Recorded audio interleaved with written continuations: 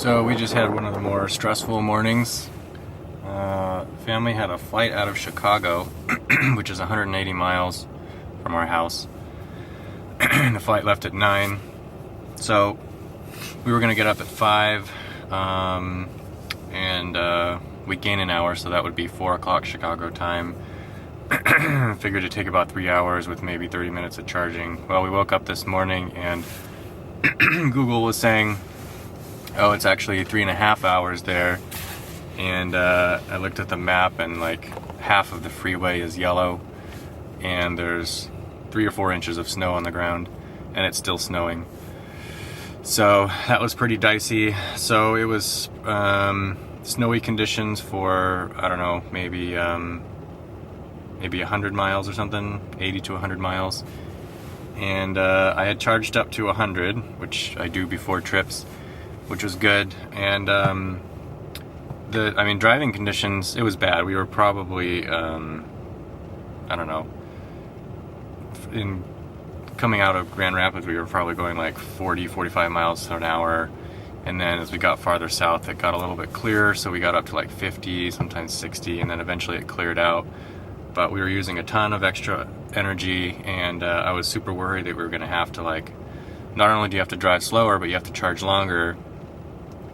And I wasn't sure if we'd be able to get to some of the 250 kilowatt chargers and how much time we're going to lose. We're going to miss our plane. Yeah, I was really freaking out.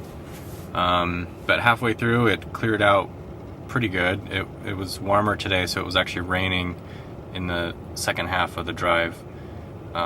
And not snowing, so that was a lot better. And we made it all the way to Michigan City, where there's 250 kilowatt chargers. Now there's also some before that, which I could have gone to, and I would have, but we made it all the way to there, which is good because we got there with about 20% charge, 20 something, low enough that our charge rate was 168 kilowatts when I first plugged in. So we used the restroom, and yeah, we actually didn't need to stay as long as we needed to,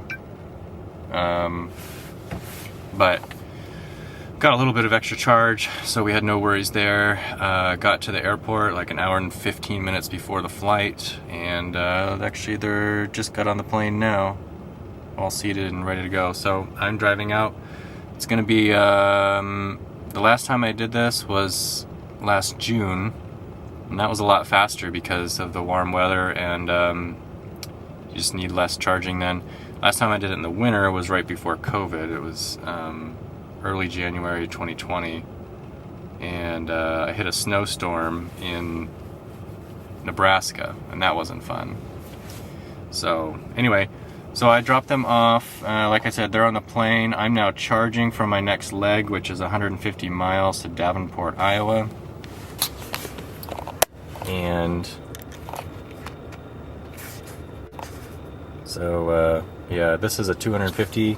This is actually an older 150 charging spot, but it's been upgraded now on this side with 250s. So that was really nice. I think I only got up to 130 when I was charging, but I have to charge so much. Normally I'm coming along on 80, and there's a charger here that I would stop out, but I'm all the way up here, and it's telling me to go charge all the way and drive all the way to Davenport instead of going the southern route. So we'll join up 80 in Davenport and see how it goes.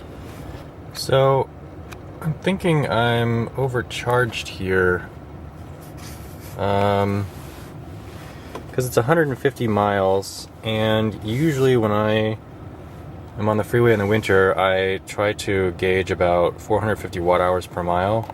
So my calculation only says that I need 67 kilowatt hours to get there, which would be about, I don't know, 68, 69%. And it's saying, well, now it's saying I can get there.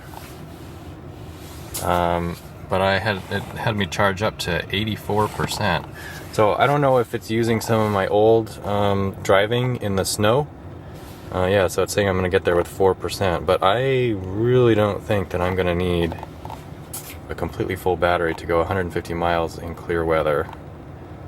So Yeah, I'll check the weather, but I think we should be good.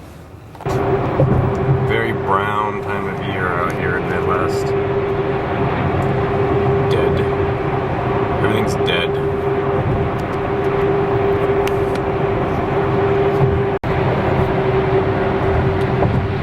So I've been stuck here behind this truck for several minutes. For some reason, Navigate on autopilot has decided that I should not go around this truck.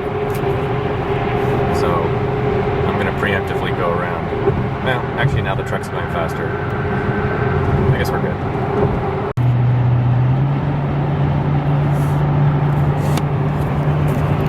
Thousands of geese out here. Look at all those guys.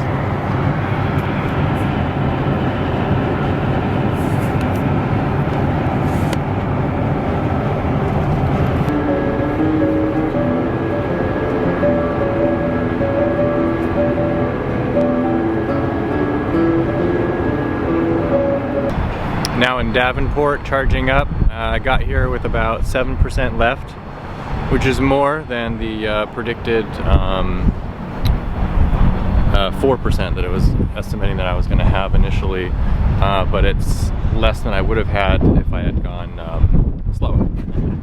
But pretty good conditions, 45 degrees, it was sunny and dry, so there is some wind though, so I think I lost some efficiency there. I thought it was probably averaging around 400 and I don't know, 430 or something like that watt hours per mile, which is okay for winter. I usually try to budget for 450 watt hours per mile. So just use the restroom in the Hy-Vee grocery store. You know, these Davenport chargers, they're 150s, but when this one can get full, and when it gets full, I've been locked at 72 kilowatts.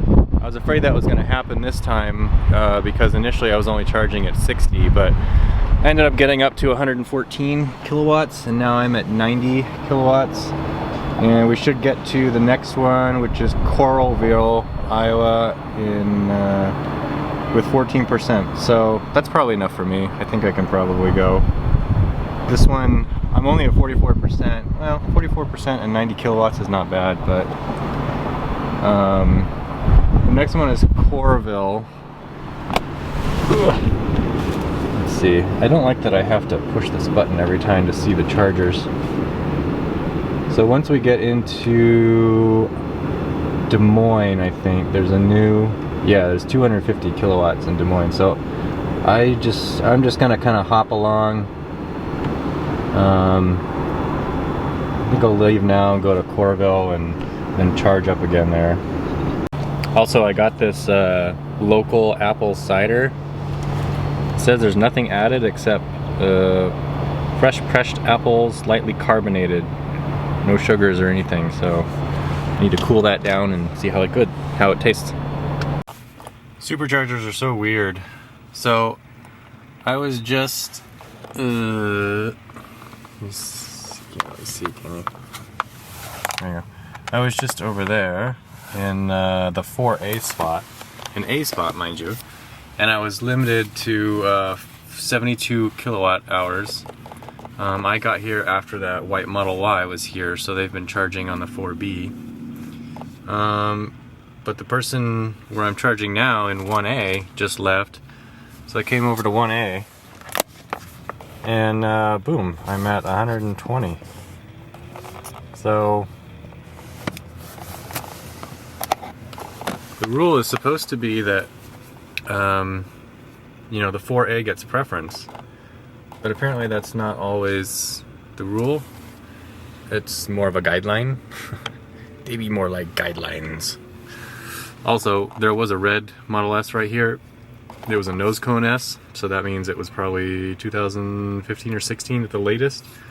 And then right here is a plaid, but not just any plaid. It's a plaid with the plaid badge. I don't know if you can see. It's from Wisconsin. But it's got that special plaid badge of the original plaid batch delivery event, I think. Yeah, anyway. So, yeah, so the next stretch is 100 miles. So I'm gonna need,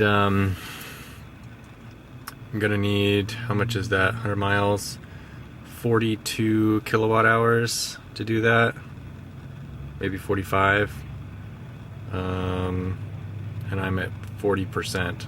So I'll probably go to like, well, wait, let's see. Math is hard this early in the afternoon. So it's 100 miles away. Okay, yeah, I thought I was gonna have to charge a lot more than I actually am. Yeah, I'll probably charge to like 55%. There's a pretty good wind, and I'm not sure how that's gonna affect me. But the next supercharger that I'm heading to is a set of 250 kilowatt ones. So I'm excited about that. I should be able to charge really fast on that. And I don't know how long I'll stay there, but you know, we'll see. Yeah, this part of the new system is kind of annoying. So I have my directions or my nav set, but once you do that, it erases like, oh, I guess you just have to zoom in enough. But it kind of like streamlines things, so you can see your trip, but what if I want to, like, you know, maybe edit it or something without, or look at other routes or my future route after that. Yeah, it's just kind of like annoying that it does that. I can't see any of the other chargers unless I cancel this and then go up here and say show chargers. It's not the greatest. So I'm still having the hypermile here. Predicted to get there at 4%, which is probably accurate. I think it's really, well, I think there's some decent wind. I don't know if it's really windy. I can hear it kind of gusting. Obviously the windmills are going. I can see a little movement in the grass, but I definitely underestimated how much energy I was going to use. I'm averaging 460, so that's quite high. So I've been going 10 under the speed limit for quite some time, which is kind of annoying. I'm probably going to lose 15 minutes by going slow, and I probably could have gone the normal speed if I had charged for at least 5 minutes, maybe 10 minutes extra, and then, you know, maybe I could have gone 75 or something and made up more time. So it's generally faster to charge a little more and drive faster, generally, because even at the higher state of your battery, like, you know, 70, 80%, you're still charging at like 100, 150 miles an hour, but you can't drive that fast. So you add miles faster than you can drive them. So it's generally worth it to add enough miles for you to go a decent speed and make up road time. So there we go. But as long as I make it, we'll be at a 250 kilowatt charger. So it's going to start out slow at 4%, and then hopefully it'll be higher. Coming up behind me is a Model Y.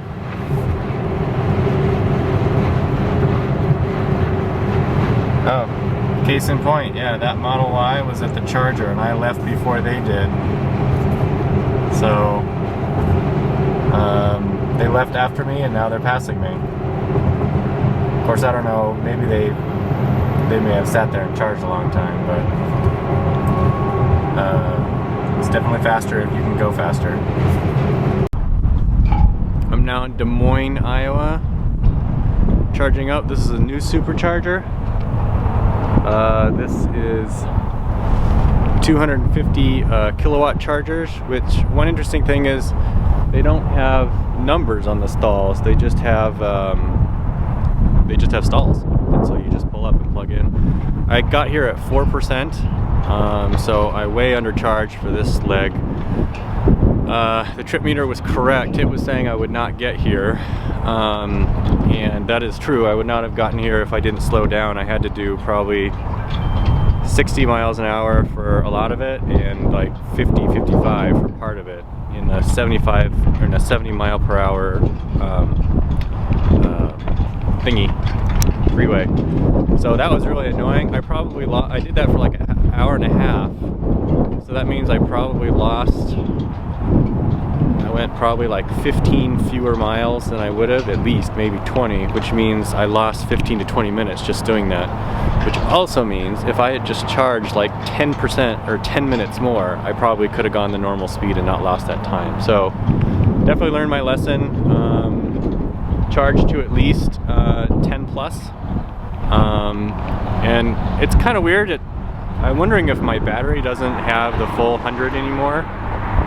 I knew it was like 95 or 96, but I was at 60% and I needed to go 100 miles. So that should have been, I should have had like 60 kilowatt hours, maybe 55. So I should have been able to do it with using like 500 watt hours per mile, which I usually don't get up to.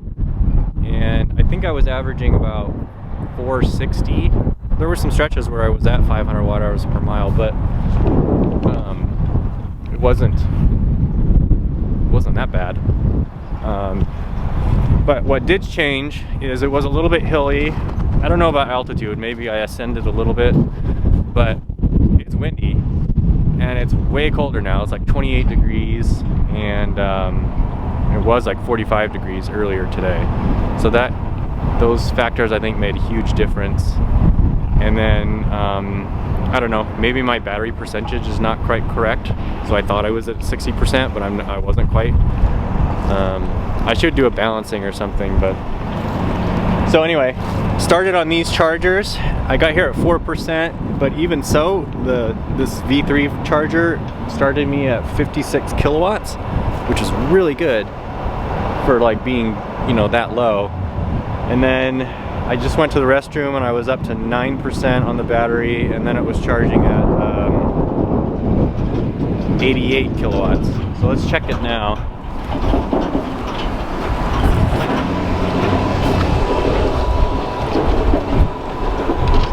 There's an ice vehicle over there. It's not really obstructing too much though, so. Alright, now we're at 18%. And we're getting 154, so that's great. I would expect it to get up to like probably 170 or something. Yeah.